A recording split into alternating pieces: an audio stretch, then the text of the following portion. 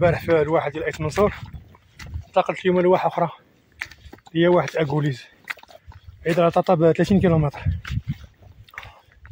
كما كتشوفوا عيان ما نعش في الليل كامل وانا جاي تقريبا من شي 8:30 حتى لدابا دخلت مع 7:30. هذه الطريق شوف غادر هذا الطريق ديال الواد وهذه الواحة تبارك الله ما شاء الله. شوف الماء كيف صافي تبارك الله.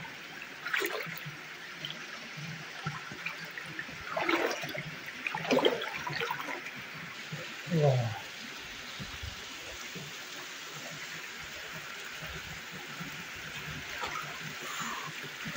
شوف الماء تبارك الله كي صافي. الله الله الله.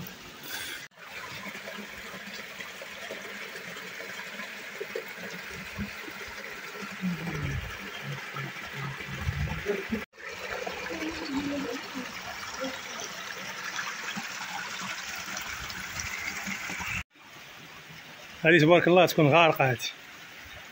شوف كي دايره هذه. اللهم بارك.